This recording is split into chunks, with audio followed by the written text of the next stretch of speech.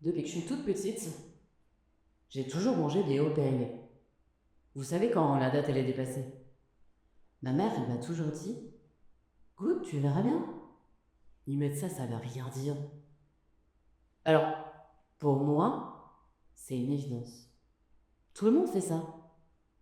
Et puis, quand je grandis, je me rends compte qu'en fait, il y a plein de gens qui ils ouvrent le frigo, ils prennent un yaourt, la date est dépassée, poubelle. Ça m'intrigue tellement que je vais regarder un peu plus loin. Je regarde les chiffres. Et là, je m'aperçois qu'il y a 3 millions de nourriture qui est gaspillée due à une mauvaise compréhension des dates. Parce que vous ne savez peut-être pas, mais il y a deux types de dates. À consommer jusqu'au, et là, en effet, il faut faire attention.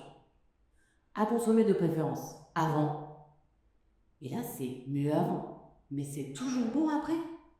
Sauf que ça, si tu le sais pas, tu jettes à la poubelle des produits qui sont toujours bons. C'est fou quand même. Plutôt que de faire appel à ses sens, de se dire je vais ouvrir, je vais regarder, je vais le sentir, je vais le goûter. Non, on se fie à une date sur un emballage. Finalement, le bon sens, c'est pas le réflexe.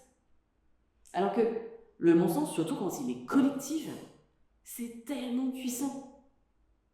Moi, j'en ai fait l'expérience le jour où, avec des millions de consommateurs, on a réussi à sauver plus de 80 familles de producteurs.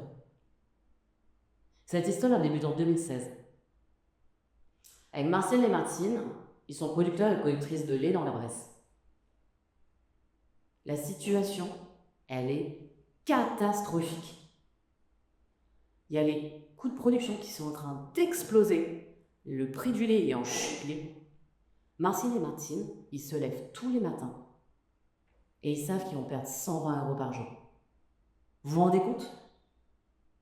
Nous, si quand on se lève le matin, on sait qu'on va perdre de l'argent, mais on va pas au travail, c'est sûr. Sauf que là, c'est pas pareil. Il y a du sang. Les vaches, elles font du lait, il faut s'en occuper. Il y a des veaux, on les garde, on les vend. Bref, il n'y a pas le choix. En plus de ça, Martial, il est président de la coopérative de producteurs. Ça veut dire qu'il y a 80 familles de producteurs qui comptent sur lui.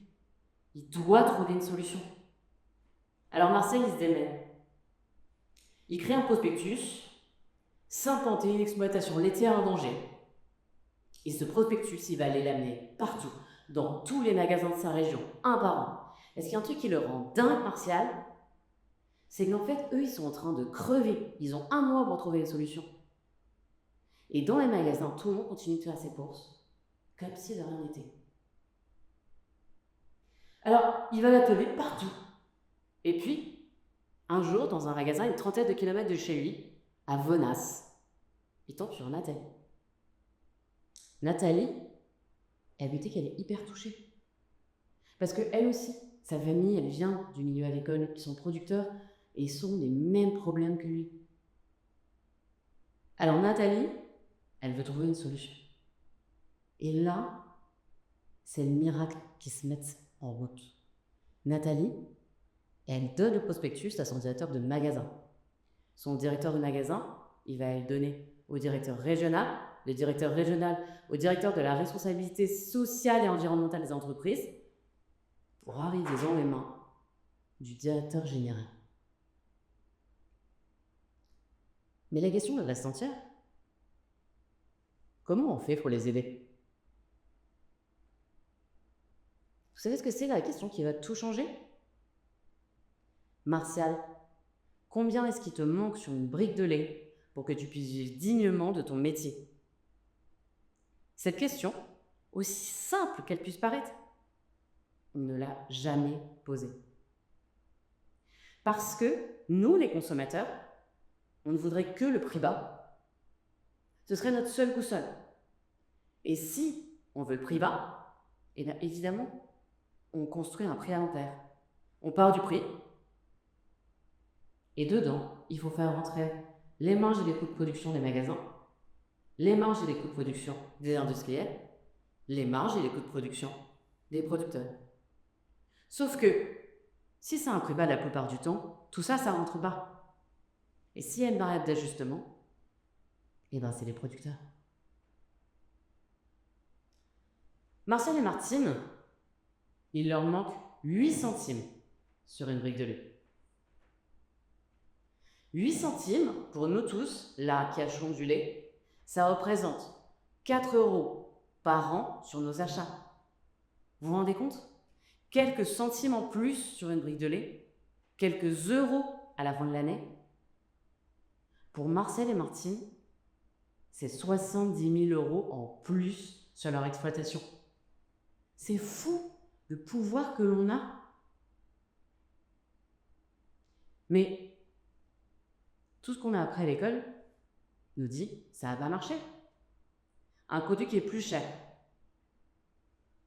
On n'a qu'à une grande marque derrière. Il n'y a pas de budget de pub, de promo. On ne sait pas à quel besoin consommateur on va répondre. Et bien c'est là qu'on va faire appel à notre bon sens une fois de plus, tous ensemble. Si personne ne veut le faire, alors nous, les consommateurs, on va la créer, cette brique de lait. Parce qu'il ne faut pas oublier une chose, c'est que c'est nous, les consommateurs, qui avons le pouvoir au magasin. C'est nous, les patrons.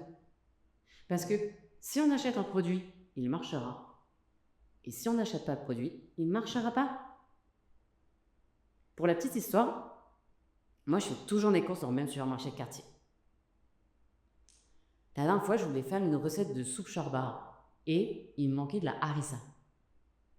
Je demande à la directrice du magasin, elle me dit « Je suis désolée madame, on n'en a pas. » Très bien, je me débrouille autrement, pas de souci.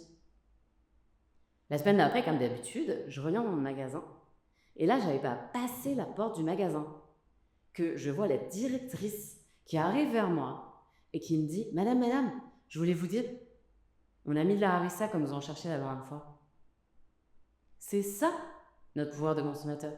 C'est nous qui décidons. Alors, on va la créer, cette brique de lait. On va la créer, on va mettre les 8 centimes supplémentaires pour que les producteurs puissent vivre dignement de leur métier. Et puis, tant qu'on y est, on va décider de ce qu'on veut dans cette brique de lait. On va ajouter aussi 1 centime pour que les vaches, elles puissent aller pâturer pendant 3 mois. On va ajouter 3 centimes pour que la nourriture des vaches, elle soit aussi sans OGM. Et puis, parce que c'est quand même beaucoup plus pratique, on va mettre 1 centime pour qu'il y ait un petit bouchon sur notre brique de lait. Alors, oui, elle est plus chère, mais elle est solidaire, elle est humaine, elle a du sens. Et bien, cette brique de lait, c'est devenu la brique de lait la plus vendue en France. On a vendu plus de 500 millions de litres de lait. Vous vous rendez compte? À nous de la gemme aujourd'hui. Ce n'est pas juste les 80 familles de producteurs au début, il y a aujourd'hui 3000 familles de producteurs dont la vie a changé. Marcel et Martine, ils ont pu les payer leurs dettes. Ils ont pu prendre 1 semaine de vacances. C'est énorme pour eux. Ils ont pu passer du temps avec leurs petits-enfants sans avoir cette épée de Damoclès au-dessus de la tête. Et surtout, le plus important pour eux, ils ont réussi à transmettre leur faim. Alors, qui aurait cru que de simples consommateurs comme nous, on aurait réussi à changer la vie des producteurs? Parce que c'est pas un petit problème. Juste pour vous donner quelques chiffres, dans 10 ans, la moitié des producteurs seront partis à la retraite. Et en l'espace des 10 dernières années, on a déjà perdu 1 million de femmes. Si on fait rien, on n'aura plus de producteurs dans les années à venir et surtout plus l'agriculture que l'on veut. Mais quand on se mobilise, quand on est 15 millions de consommateurs à se mobiliser collectivement, on arrive à changer la vie des producteurs. On change le monde dans lequel on vit. Alors, un monde du partage, c'est pas une utopie. C'est là, c'est présent, c'est autour de nous, chez les personnes, les entreprises et les associations qui agissent autrement. Elles sont souvent à la marge, mais c'est de cette marge qu'on va faire basculer le centre. C'est l'exemple de la murmuration des oiseaux. Je suis sûre que vous avez tous déjà vu ce phénomène où il y a des milliers d'oiseaux dans le ciel qui font un mouvement qui est fluide, synchronisé, c'est incroyable. On dirait une danse aérienne qu'ils auraient répété pendant des mois et des mois. Et bien, figurez-vous que ces oiseaux, ils ne suivent pas un leader devant. Ils s'ajustent par rapport aux oiseaux qui sont sur le côté. C'est donc les marges, ceux qui sont sur le côté, qui vont donner le tempo à tous les oiseaux pour qu'ils fassent ces mouvements si fluides et si synchronisés. C'est tellement beau et en même temps, il n'y a pas de chef, c'est ultra efficace. Alors on peut bien reproduire ça dans notre société.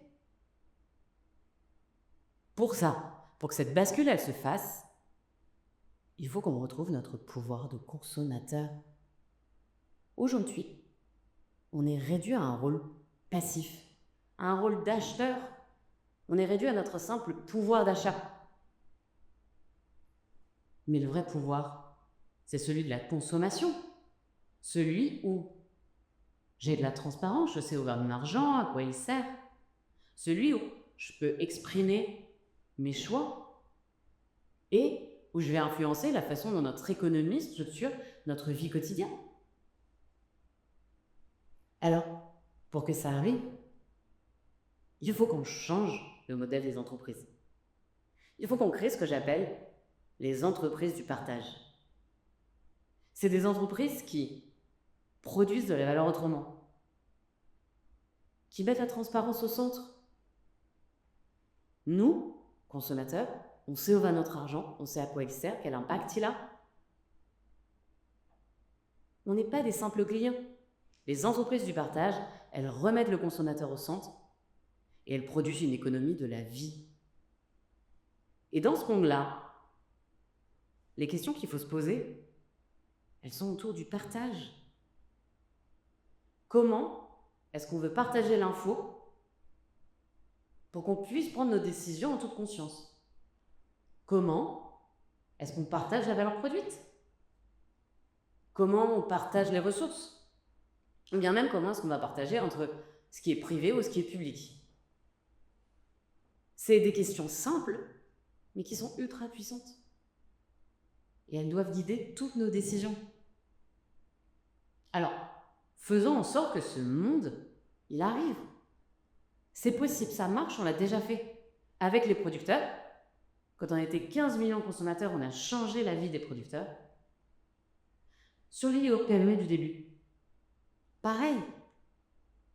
On s'est rassemblés à des milliers de personnes qui ne comprenaient pas qu'on puisse gaspiller cette nourriture due à la mauvaise compréhension des dates. On a créé une étiquette qui dit « Observez, sentez, goûtez avant de jeter ». Cette étiquette, aujourd'hui, on a réussi à la faire mettre sur plus de 7 milliards d'emballages. Vous vous rendez compte? Dans le monde, toutes les personnes qui vont faire appel à leur bon sens pour ne plus jeter ces produits?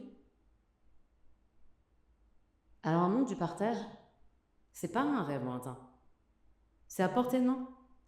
Ça dépend de nous, de nos choix et d'un pouvoir de consommateur. Parce que quand nous décidons où va notre argent, nous décidons le monde dans lequel nous voulons vivre.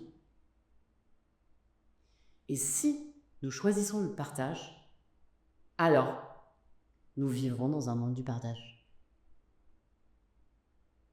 Merci.